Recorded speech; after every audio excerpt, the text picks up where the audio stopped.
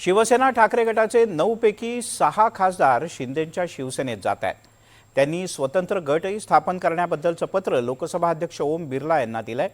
पण जे 3 खासदार उरलेत त्यामध्ये सर्वाधिक चर्चा होतीये ती नाशिकचे खासदार राजाभाऊ वाजे यांची।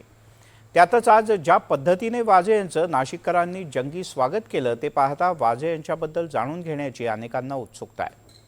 राजाभाऊ वाजे यांचं व्यक्तिमत्व खरंच कसं आहे, ते ज्या घराण्यातून येतात त्या वाजे घराण्याचा इतिहास काय आहे, पाहूयात एक रिपोर्ट।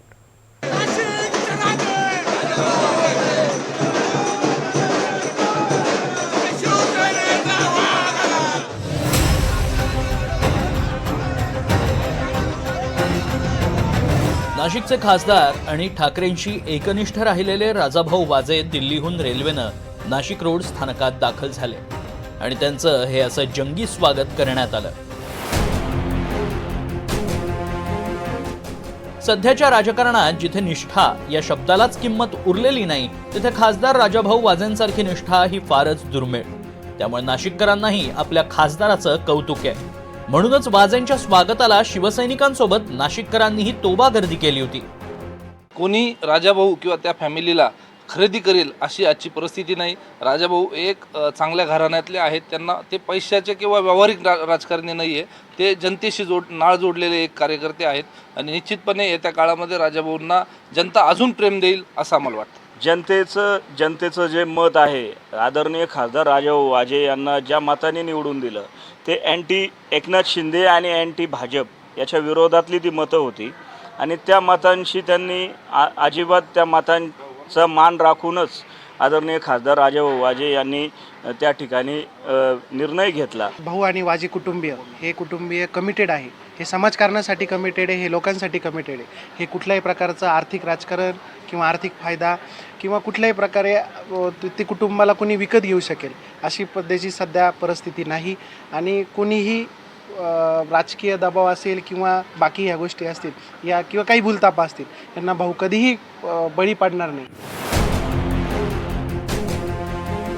राजाभाऊ वाजेंची सध्या राज्यभरात चर्चा होत असली तरी प्रेमळ, शांत, सुस्वभावी अशी त्यांची नाशिककरांमधील ओळख।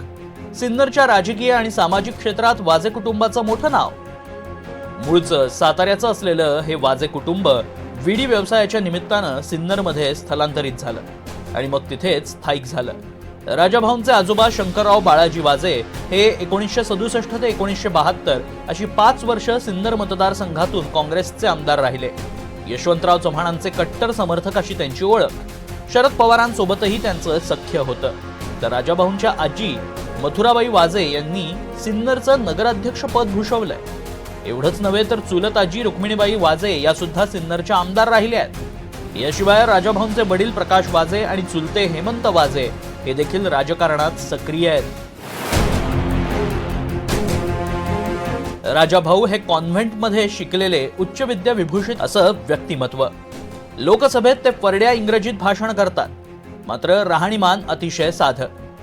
सदा सर्वकाळ सदरा आणि लेंगा हाच त्यांचा पेहराव असतो। राजाभाऊ तसे राजकारणात येण्यास अजिबात इच्छुक नव्हते। राजकारणापेक्षा समाजसेवेकडे त्यांचा ओढा अधिक आहे। रात्री अपरात्री किंवा कधीही अडचणीत आलेल्या कुणीही फोन करावा आणि राजाभाऊंनी तो उचलावा हे सिन्नरकरांसाठी अजिबात नवीन नाही। रुग्णसेवा हा राजाभाऊंचा आणखी एक गुण। सिन्नरच्या शेजारून जाणाऱ्या महामार्गावर रात्री अपरात्री कधीही कोणाचा अपघात झाला तर अपघातग्रस्तांच्या मदतीला राजाभाऊ वाजे गेले नाहीत असं कधीच होत नाही। म्हणून तर त्यांच्या लोकसभा निवडणुकीच्या प्रचारात असे अनेक अपघातग्रस्त आणि त्यांचे नातेवाईक स्वेच्छेने सहभागी झाले, ज्यांना अपघाताच्या वेळी राजाभाऊंनी मदत केली होती। 2014 साली राजाभाऊंनी सिन्नर मतदारसंघातून विधानसभा निवडणुकीत माणिकराव कोकाटेंचा पराभव केला। माणिकरावांनी 2009 सालच्या निवडणुकीत राजाभाऊंचे वडील प्रकाश वाजेंचा पराभव केला होता। 2019 साली पुन्हा राजाभाऊ विरुद्ध माणिकराव असा सामना रंगला, त्यात राजाभाऊ पराभूत झाले।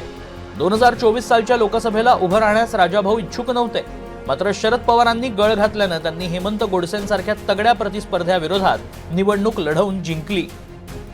नाशिक रेल्वे स्थानकावर स्वागत स्वीकारून राजाभाऊंनी सिन्नरमधील घरी जात वडिलांची भेट घेतली आणि त्यांना साष्टांग नमस्कार केला।